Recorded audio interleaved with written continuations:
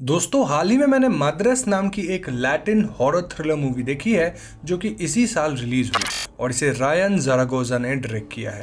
ये film real event से inspired है, तो आज की वीडियो में हम फिल्म की कहानी जानते हुए इससे जुड़ी रियल इंसिडेंट पे भी बातें करेंगे। So now with that said, let's roll the intro.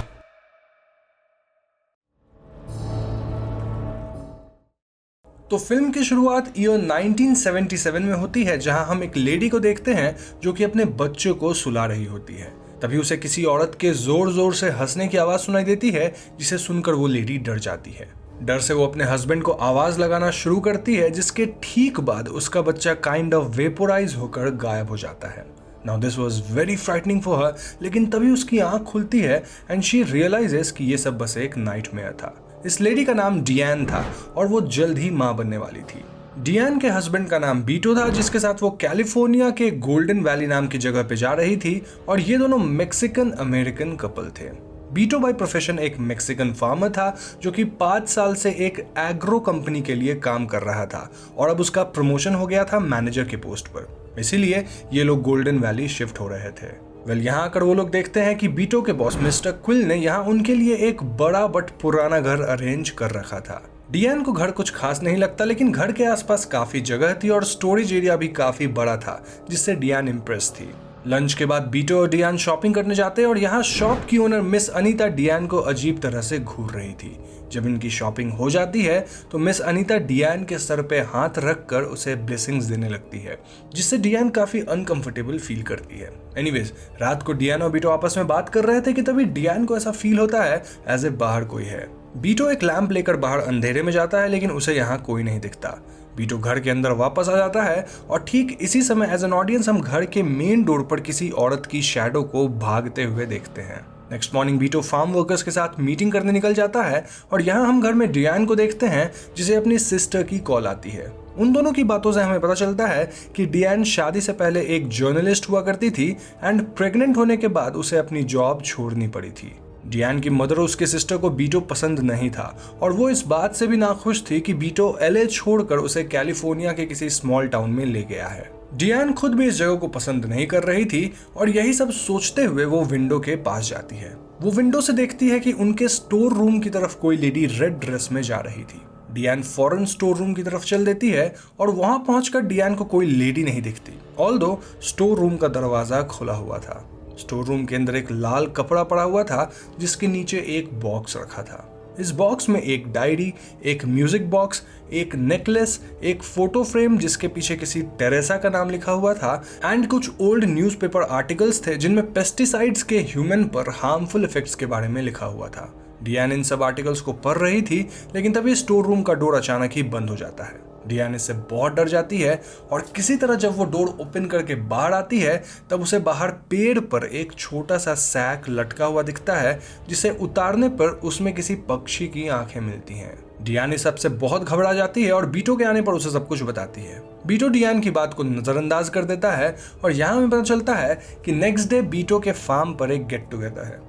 अब नेक्स्ट डे हम डियान और बीटो को बीटो के गेट टुगेदर में देखते हैं, जहां स्पेनिश लेडीज जानबूझकर स्पेनिश में बात कर रही थी क्योंकि डियान एक फॉरेनर थी। डियान को यहाँ लेफ्ट आउट फील होने लग गया था। बीटो के बॉस, जो डियान की तरह यहाँ कुछ साल पहले एक फॉरेनर की तरह आए थे, वो डियान की फीलिंग समझ सकते थे और सिर्फ वही थे जो डियान से ठीक तरह से बात कर रहे थे। मिस्टर कुल डियान को एक ड्रिंक ऑफर करते हैं नेम्ड अगुआ फ्रेस्का, जो कि डियान को काफी पसंद आती है। मिस्टर कुल यहाँ डियान को कुछ ड्रिंक दे भी देते हैं ताकि वो उसे घर ले जा सके। नाउ यहाँ एक नोटिसेबल बात यह थी कि फार्मर्स में किसी लेडी का कोई बच्चा नहीं था एक्सेप्ट रोजा। रोजा की एक फ्रेंड गैब्रिएला कई ट्रीटमेंट्स वगैरह करा चुकी थी, बट उसे अभी तक बच्चा नहीं हुआ था। इसी वजह से वो प्रीस्ट वगैरह की ब्लेसिंग्स लिया करती थी और वो मिस अनीता से भी ब्लेसिंग्स रिसीव किया करती थी। यहाँ के लोगों का मानना था कि ऐसा इसीलिए है क्योंकि ये एरिया ला मालदीसियन नाम के एक लेजेंडरी कर्स से कर्स्ड है। डियान ये सब देखकर समझ नहीं पाती कि यहाँ की लेडीज इतनी सुपरस्टिशियस क्यों हैं। नेक्स्ट डे मिस अनीता डियान के घर पे आती हैं और यहाँ आकर वो डियान को एक नेकलेस ऑफर करते हुए ये बताती है कि प्रेग्नेंट लेडीज के लिए ये नेकलेस एक प्रोटेक्शन की तरह काम करता है। डियान को ये नेकलेस देखकर याद आता है कि उसने सेम नेकलेस कुछ समय पहले भी कहीं देखा था और तभी उसे स्टोर रूम का वो बॉक्स याद आता है जो कि किसी टेरेसा का था और वहीं पर उसने सेम नेकलेस देखा था। डियान अनीता से पूछती है कि क्या उसने ये नेकलेस किसी टेरेसा नाम की लेडी को भी दिया था और क्या वो टेरेसा को जानती है। ये सब सवाल सुनकर अनीता के चेहरे पे एक अजीब सा एक्सप्रेशन आ जाता है, जिसे देखकर लग रहा था एज इफ वो डियान से कुछ छुपा रही हो। अनीता डियान के सवालों का कोई जवाब नहीं देती और यहाँ डियान भी नेकलेस लेने से मना कर देती है। अनीता के जाने के बाद डियान स्टोर रूम में मिले उसी बॉक्स को देखने लगती है जिसमें उसे टेरेसा नाम की औरत का सामान मिला था। डियान बॉक्स से मिले म्यूजिक मशीन को ऑन करती है और टेरेसा की डायरी को पढ़ना शुरू करती है। डियान को इस डायरी के अंदर एक पेपर कटिंग मिलती है जिसमें एक आर्टिकल लिखा हुआ था टाइटल्ड वैली फीवर। डियान इसी आर्टिकल को पढ़ रही थी कि तभी उसे उस म्यूजिक बॉक्स के मिरर में उसी रेड ड्रेस वाली लड़की की रिफ्लेक्शन दिखाई देती है जिसे उसने स्टोर रूम में देखा था। डियान इस रिफ्लेक्शन को देखते ही हड़बड़ा जाती है, जिससे वो चेयर से गिरकर फेंट हो जाती है। बीटो डियान को पास ही के एक लोकल हॉस्पिटल ले जाता है क्योंकि इस एरिया के आसपास ज्यादा हॉस्पिटल्स नहीं थे। इस हॉस्पिटल में एक ही डॉक्टर थे नेम्ड डॉक्टर विल्टन और उनकी एक लॉयल नर्स रहती थी जिसका नाम कैरोल था। डॉक्टर विल्टन डियान से उसकी हेल्थ के बारे में पूछते हैं, जहां डियान बताती है कि उसके पेट में थोड़ा दर्द रहता है। डॉक्टर कहते हैं कि ये बस प्रेगनेंसी के स्ट्रेस की वजह से हो रहा है and there is no need to worry. Still doctor Diane की कुछ टेस्ट्स करना चाहते थे जिस वजह से डियान को हॉस्पिटल में रुकना होगा। तो हॉस्पिटल में देर रात डियान को एक अजीब आवाज सुनाई देती है जो कि बगल वाले रूम से आ रही थी। ये आवाज किसी औरत की थी जो कि एक स्पेनिश वर्ड चिल्ला रही थी और इस वर्ड का अर्थ डियान अगले दिन बीटो से पूछती है। बीटो बताता है कि उस शब्द का मतलब है द कर्स और ये सुनकर डियान को हॉस्पिटल में ठहरने का मन नहीं होता, जिस वजह से वो बीटो के साथ घर वापस आ जाती है। घर आकर डियान फिर से टेरेसा की डायरी पढ़ने लगती है और इस डायरी को पढ़ने के बाद डियान को रियलाइज होता है कि टेरेसा ने वैली फीवर के बारे में काफी रिसर्च किया था। इस डायरी में वैली फीवर के इफेक्ट्स, सिम्टम्स एंड रीजंस के बारे में डिटेल से लिखा हुआ था। डियान ये सब पढ़कर समझ जाती है कि यहाँ की औरतों को इसी फीवर के कारण बच्चा नहीं हो पाता है, कोई कर्स वगैरह नहीं था। लेकिन अभी भी डियान को एक बात नहीं समझ आ रही थी कि आखिर इस फीवर से केवल औरतें ही क्यों बीमार पड़ रही थी। डियान रियलाइज करती है कि उसे यहाँ की औरतों को सच्चाई बतानी होगी, नहीं तो वो लोग ऐसे ही सुपरस्टिशियस बातों में उलझे रहेंगी। शी डिसाइड्स कि वो अनीता को सबसे पहले इसके बारे में बताएगी क्योंकि सारी औरतें अनीता पे विश्वास करती थी और अगर वो अनीता को समझा पाई तो बाकी औरतों को समझाना आसान होगा। डियान ये सब सोच ही रही थी कि तभी उसे अपने ऊपर फ्लोर से कुछ आवाजें आने लगती है और ऊपर जाकर देखने पर डियान के होश उड़ जाते हैं। डियान को यहाँ वही रेड ड्रेस वाली लड़की खड़ी दिखती है और डियान को ऐसा लगता है एज इफ वो हेलुसिनेट कर रही है। इतने में ही वो लड़की यहाँ से गायब हो जाती है। नाउ नेक्स्ट मॉर्निंग डियान अपने घर से बाहर एक और हॉरिबल साइट देखती है जहाँ उसके घर के चारों ओर ठीक उसी तरह का सैक लटका हुआ था जिसे हमने मूवी के स्टार्टिंग में देखा था और इसे यहाँ के लोग ईविल चार्म बताया करते थे। यहाँ से डियान फौरन अनीता के पास जाकर उन्हें वैली फीवर के बारे में बताती है कि कैसे ये फीवर हार्मफुल पेस्टिसाइड्स की वजह से फैलता है। ऑब्वियसली अनीता ये सब नहीं मानती और उनका कहना था कि इट्स अ कर्स। मोरओवर अगर ये पेस्टिसाइड की प्रॉब्लम है तो लेडीज के अलावा किसी और पे इसका असर क्यों नहीं होता। एंड देन ये डियान को भी हो गया था जबकि वो तो फार्म पे काम नहीं करती। ये सब आर्ग्यूमेंट सुनकर डियान घर वापस आ जाती है और वो बीटो को सब बताती है। बीटो भी डियान की बात नहीं मानता क्योंकि वो तो खुद दिन भर फार्म्स में ही काम करता था लेकिन उसे तो कोई वैली फीवर नहीं हुई। बातों बातों में डियान की तबीयत फिर बिगड़ जाती है और बीटो डॉक्टर वेल्टन को बुला लेता है जो कि डियान को बताते हैं कि घबराने की कोई बात नहीं है, बस उसे कुछ टेस्ट वगैरह करवाने होंगे। यहाँ हमें पता चलता है कि डॉक्टर वेल्टन खुद भी इस कर्स में बिलीव करते हैं। कुछ समय के रेस्ट के बाद डियान रिकवर कर जाती है और ठीक होते ही वो वैली फीवर के बारे में अपनी इन्वेस्टिगेशन फिर से शुरू करती है। डियान क्लर्क्स ऑफिस जाती है जहां उसे पता चलता है कि पिछले 5 सालों से इस एरिया में मैक्सिकन बर्थ रेट काफी तेजी से गिर गई है और ठीक इसके साथ ही यहाँ हिस्पैनिक लेडीज की इनफर्टिलिटी रेट भी बढ़ी है।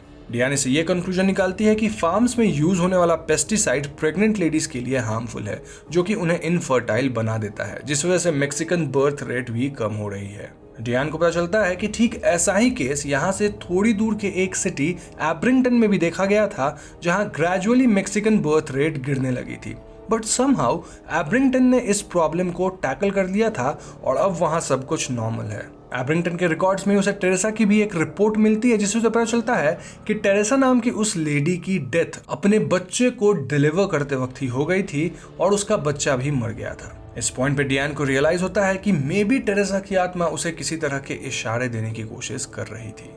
डियान बीटो से मिलकर उसे सब कुछ बताती है एंड सिंस वो खुद ट्रैवल करने की हालत में नहीं थी इसलिए वो बीटो से रिक्वेस्ट करती है कि वो आर्बिंगटन जाकर पता करे कि वहाँ के लोगों को इस फीवर का कौन सा क्योर मिल गया था जिससे वहाँ के हालात सुधर गए। खैर उस रात को बीटो डियान को एक रिचुअल करने के लिए मना लेता है क्योंकि वो नहीं चाहता था कि डियान भी किसी कर्स का शिकार हो जाए। अब डियान किसी तरह के रिचुअल में बिलीव तो नहीं करती थी, लेकिन फिर भी वो इसके लिए तैयार हो जाती है। रिचुअल के हिसाब से एक बाउल में एक एग रखा जाना था जो कि नेक्स्ट मॉर्निंग चेक किया जाएगा।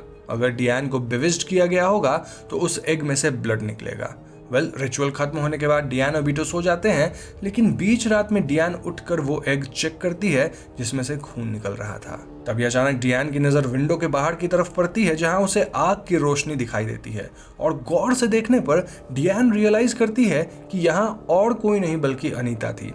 अनीता उसके घर के बाहर किसी तरह का रिचुअल कर रही थी और वो सैक जो डियान को अपने घर के बाहर लटका हुआ मिल रहा था वो अनीता के पास थे, यानी कि अनीता ने ही डियान को बिविस्ट कर रखा है। डियान अनीता पे गुस्सा होती है, लेकिन अनीता कहती है कि उसने ये सब उसके भलाई के लिए ही किया है। बीटो भी वहां आ जाता है और इस एक्सेसिव स्ट्रेस की वजह से डियान ब्लीड करने लगती है एंड शी फेंट्स। होश आने पर वो अपने आप को हॉस्पिटल में पाती है जहां उसे किसी के हमिंग की आवाज आती है और उस साउंड की तरफ जाने पर वो टेरेसा के घोस्ट को देखती है। डियान फौरन वहां से भागते हुए ऑपरेशन रूम के बाहर पहुंचती है जहां नर्स कैरल लेबर पेन में एक लेडी की डिलीवरी करने की जगह उसे एक फॉर्म पे साइन करने के लिए फोर्स किए जा रही थी। वो लेडी मजबूरी में साइन कर देती है, जिसके बाद ही कैरल डिलीवरी का प्रोसेस स्टार्ट करती है। वो लेडी अपने बच्चे को डिलीवर करते हुए मर जाती है और उसका बच्चा भी मर जाता है। डियान ये सीन देखकर बहुत डिस्टर्ब हो जाती है और बीटो को कॉल करके ये सब बताती है। वो बीटो को उसे यहाँ से जल्दी ले जाने के लिए कहती है और साथ ही सुबह उसे आर्बिंगटन जाकर सब सच पता लगाने के लिए कहती है। तो नेक्स्ट डे बीटो आर्बिंगटन जाकर वहां के हॉस्पिटल में पूछताछ करता है, जिससे उसे ज्यादा कुछ तो नहीं पता चलता, बट यहाँ उसे इतना जरूर पता चलता है कि ठीक 5 साल पहले यहाँ भी वैली फीवर के केसेस पीक पर थे और उस समय यहाँ के डॉक्टर और कोई नहीं बल्कि डॉक्टर वेल्टन हुआ करते थे। जी हाँ दोस्तों, बीटो फौरन डियान को यह बात बताता है और डियान समझ जाती है कि इस सब में डॉक्टर विल्टन जरूर इन्वॉल्व है। रात को डियान यहाँ से भाग जाने का डिसाइड करती है, लेकिन उससे पहले वो डॉक्टर विल्टन के ऑफिस में जाकर चेक करती है जहाँ उसे हॉस्पिटल रिकॉर्ड्स में कुछ बहुत ही अजीब मिलता है। यहाँ उसे वो फॉर्म्स मिलते हैं जो कि उसने अभी थोड़ी देर पहले नर्स कैरोल को उस लेडी से साइन कराते हुए देखा था। ये फॉर्म्स और कुछ नहीं बल्कि कंसेंट लेटर्स थे स्टेरिलाइजेशन के लिए। जी हाँ दोस्तों, डॉक्टर विल्टन जबरदस्ती मेक्सिकन लेडीज से इस कंसेंट लेटर पे सिग्नेचर कराकर उनका स्टेरिलाइजेशन कर दिया करते थे, जिससे वो लेडी कभी बच्चा कर ही नहीं पाएगी। डियान इन सारे रिकॉर्ड्स को लेकर यहाँ से भागने की कोशिश करती है, बट ठीक उसी समय उसके सर पे कोई पीछे से अटैक करता है और वो बेहोश हो जाती है। होश में आने के बाद हम डियान को ऑपरेशन टेबल पर देखते हैं जहाँ उसके हाथ पैर बंधे हुए थे और उसके सामने डॉक्टर वेल्टन खड़ा था जो कि डियान को जान से मारने वाला था, क्योंकि डियान को सब पता चल गया था। वो डियान से पूछने लगता है कि उसने इसके बारे में किसी और को तो नहीं बताया, लेकिन डियान अपना मुंह नहीं खोलती। फ्रस्ट्रेट होकर डॉक्टर विल्टन डियान को मारने के लिए आगे बढ़ता है, लेकिन ठीक उसी समय बीटो यहाँ आ जाता है और वो डॉक्टर को जान से मार देता है। लेकिन हम यहाँ बीटो के पीछे उसके बॉस मिस्टर क्विल को भी देखते हैं जो कि बीटो को शूट कर देता है। अब यहाँ हमें पता चलता है कि मिस्टर क्विल भी डॉक्टर के साथ मिला हुआ था। वो फार्म पे काम करने वाली मेक्सिकन औरतों को अगुआ फ्रेस्का नाम का एक ड्रिंक पिलाया करता था, जिसे पीने के बाद उन लेडीज की तबीयत खराब हो जाती थी और वो डॉक्टर विल्टन के पास ट्रीटमेंट के लिए आती थी।